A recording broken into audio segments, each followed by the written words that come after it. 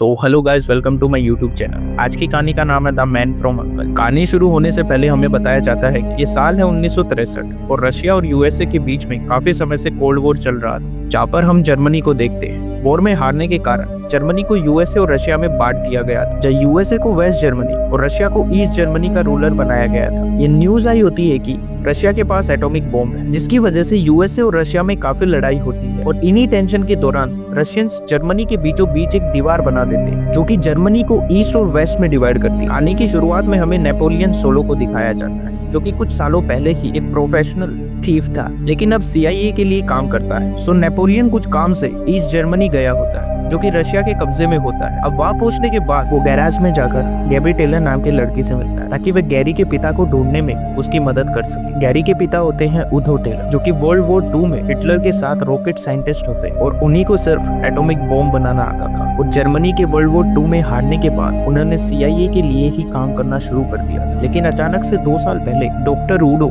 लापता हो गए थे और इसी सिलसिले में CIA का एजेंट नेपोलियन सोलो गैरी से मिलने आया होता है। अब ये दोनों भी डॉक्टर को ढूंढने के लिए सबसे पहले गैरी के अंकल रूडी के पास जाते हैं। अब ये दोनों गाड़ी से वेस्ट जर्मनी के लिए निकल ही रही होते हैं कि तभी रशियन इंटेलिजेंस को पता चलता है कि CIA का एक खास एजेंट आया होता है, जो कि डॉक्टर उडो की तलाश में है। इसलिए उनका एक कोऑपरेटिव, जिसका नाम कोरिया केबल होता है, उन दोनों के पीछे पड़ जाता है और वो अपनी कार लेकर इन दोनों का काफी देर तक पीछा करने लगता है। इन दोनों को भी समझ आ जाता है और इससे काफी कोशिशों से बचने के बाद ये लोग वेस्ट जर्मनी के दीवार के यहाँ पहुंच जाते हैं और एक लंबी रोप की वजह से गैरी और सोलो दोनों वेस्ट जर्मनी के अंदर आ जाते हैं। अगले दिन सुबह जब सोलो अपने ऑफिस में जाता है, तब वही रशियन इंटेलिजेंस का ऑफिसर इनका पीछा करता है और वह सोलो के ऊपर हमला कर देता है और दोनों के बीच में काफी लड़ाई शुरू हो जाती है, जहाँ पर इनका बॉस आकर इन्हें रोक लेता है और आगे इनका बॉस इन्हें बताता है कि CIA और KGB को साथ मिलकर ही काम करना होगा, कि डॉक्टर उडो जो 2 साल से लापता हुए थे, इन सब के पीछे शायद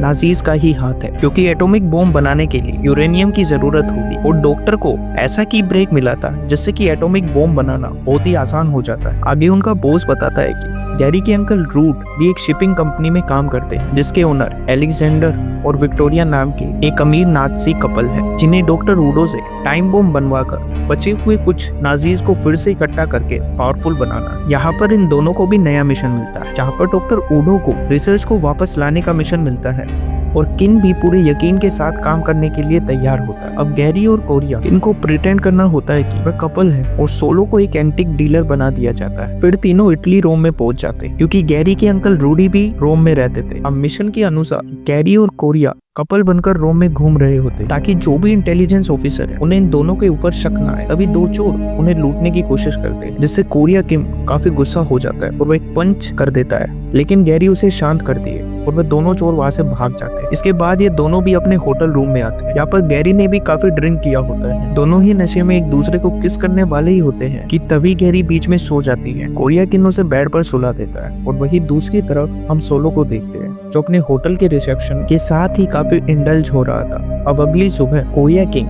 गैरी को एक नई एंगेजमेंट रिंग देता है, क्योंकि उसकी रिंग चोरी हो गई थी और वह दोनों अंकल रूडी से मिलने के लिए एक पार्टी में पहुंचते, जहाँ पर अंकल रूडी उन्हें रिसीव करते हैं और कुछ ऐसी बातें बोलते हैं जिससे कोरिया किंग की इंसल्ट होती है, जिससे कि वो काफी गुस्सा आता है और खुद को शांत करने के लिए वह वॉशरूम में चला जाता है, जहाँ पर वॉशरूम में कुछ इटालियन लड़के उससे अच्छे से बात नहीं करते और किन वहीं पर अपना सारा गुस्सा निकाल देता है और उनसे फाइट करने लगता है। यहाँ पर गैरी अंकल रूडी के साथ पिट स्टॉप पर जाती है और वहाँ पर जाने के बाद वह अपने पिता यानी कि डॉक्टर उडो के बारे में उनसे पूछती है। यहाँ पर अंकल रूडी उसे बताते हैं कि अगर वह अपने पिता को ना ही ढूंढे तो ही अच्छा होगा, और इस बात से गैरी काफी हैरान होती है। और तभी वहाँ पर उस नाजी कपल में से विक्टोरिया का हस्बैंड एलेक्जेंडर स्पोर्ट्स कार में वहाँ पर आ जाता है और जानबूझ के वे अगले दिन गैरी को अपने साथ लंच पर बुलाता है और इस पार्टी में सोलो भी पहुंच गया होता है, जैसे यहाँ एक सिक्योरिटी पर्सनल उसको इनविटेशन के लिए पूछता है। अब सोलो के पास कोई इनविटेशन नहीं था, इसलिए वह इनविटेशन गुम होने का प्रिटेंड करता है और सिक्योरिटी के साथ आर्ग्यू करता है, लेकिन सिक्योरिटी उसे सीधा एक पंच मारती है और इनके बीच में फाइट शुरू होती है। लेकिन तभी विक्टोरिया का ध्यान उनकी तरफ जाता है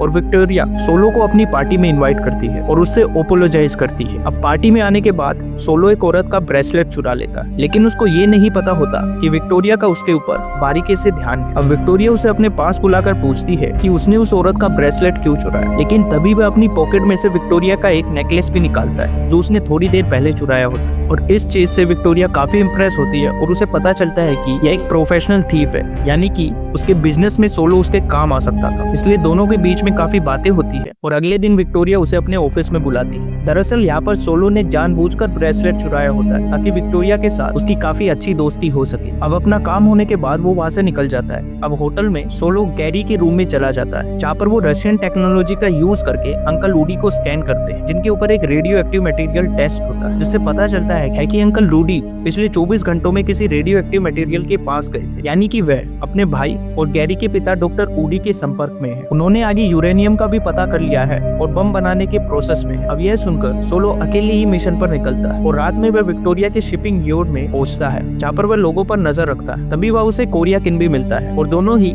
शिपिंग यार्ड में एंटर करते हैं जहाँ पर इन्हें सीक्रेट अंडरग्राउंड रूम मिलता है जहाँ पर एक बड़ा सा सेफ रखा होता है जिसे सोलो अपने एक्सपीरियंस से खोलता है। इनके सेफ में एंटर करते ही इन्हें पता चलता है कि सेफ में जो भी यूरेनियम था वह पहले ही निकाल दिया गया था और अब इनके पीछे सारे सिक्योरिटी गार्ड्स फायरिंग करने लगते हैं, जिनसे बचते हुए ये दोनों एक बोट में कूद जाते हैं। लेकिन इतने में गार्ड चुप नहीं बैठते, वो वाटर बोट लेके इनका पीछा करते हैं और फायरिंग करने लगते हैं। सोलो जानबूझकर उनसे बचने के लिए पानी में कूदता है और एक ट्रक में आ जाता है और वही कोरिया किंग के पीछे अभी भी गार्ड पड़े हुए होते हैं जो उसकी बोट को डिस्ट्रॉय कर देते हैं, जिसकी वजह से कोरिया किंग भी पानी में डूब जाता है। लेकिन तभी वहाँ पर सोलो आता है और गार्ड्स पर ट्रक चढ़ा देता है। गार्ड्स को मारने के बाद वो किंग को बचा लेता है और दोनों वहां से जल्दबाजी में निकल जाते हैं। और विक्टोरिया भी काफी स्मार्ट होती है, उसे समझ आ जाता है कि ये इंट्रूडर कौन था और उसका शक सबसे पहले सोलो के ऊपर ही जाता है। इसलिए वह सोलो के होटल रूम में कॉल करती है और जब सोलो उसका कॉल नहीं उठाता तो विक्टोरिया उसके होटल के लिए निकल जाती है। तो वही दूसरी जगह रूडी गैरी को कॉल करता है और कोरिया किंग से माफी मांगने के लिए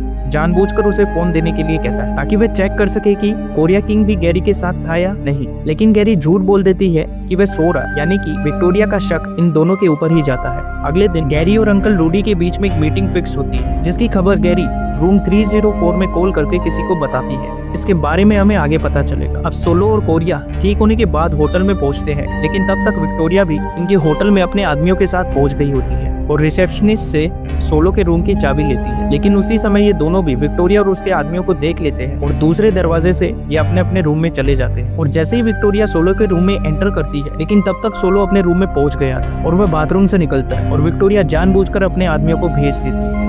और अगली सुबह गैरी भी अंकल रूडी से मिलने जाने के लिए निकलती है। निकलने से पहले वो अपने कपड़ों पे ट्रैकर लगाती है और वो अंकल रूडी के साथ एक मेंशन पर चली जाती है जिस पर कोरिया किंग नजर रखे होता है, जहाँ पर उसे पता चलता है कि गैरी ने ही अंकल रूडी को और एलेक्जेंडर को सोलो और कोरिया किंग के बारे में ईमेल में बताया हुआ होता है। उसने वो सारी इन्फॉर्मेशन बता दी होती है कि ये दोनों कौन है। यहाँ पर कोरिया किंग को भी समझ नहीं आता कि गैरी किसके साथ है, उनके साथ या उसके साथ। लेकिन तभी कोरिया किंग के पीछे डॉग छोड़ दिए जाते हैं जिनसे बचकर वह वहां से निकल जाता है। और इसी समय सोलो विक्टोरिया के ऑफिस में जाता है जब विक्टोरिया उसे विस्की ऑफर करती है, लेकिन ड्रिंक करने के बाद वो बेहोश होने लगता है। तब विक्टोरिया उसे बताती है कि उसे पहले से ही पता था कि वह कौन है और वह जानबूझकर उसे फंसा रही थी। और देखते देखते सोलो बेहोश हो जाता है। जब उसकी आंखें खुलती है तो वो एक टॉर्चर चैम्बर में बंद होता है और थोड़े समय के बाद वहाँ पर अंकल रूडी आते हैं जो उसे शॉक ट्रीटमेंट देने लगते हैं। तो वही दूसरी जगह कोरिया किंग भी सोलो को ट्रैक करते हुए वहाँ पर पहुंच जाता है और सोलो को अंकल रूडी से बचा लेता है। और फिर ये दोनों अंकल रूडी को शॉक ट्रीटमेंट देने लगते हैं और उनसे इंट्रोगेट करवाते हैं कि बताओ टाइम बॉम्ब कहाँ है और वहाँ तक कैसे पहुंचा जाएगा। और उसे पता चलता है कि विक्टोरिया और उसका हस्बैंड काफी टाइम से एटॉमिक बॉम्ब बनाने की कोशिश कर रहे हैं और ये टेस्टिंग विसिकोर आइलैंड पर हो रही है। लेकिन इसी शॉक ट्रीटमेंट में अंकल रूडी की डेथ हो जाती है और ये दोनों सबसे पहले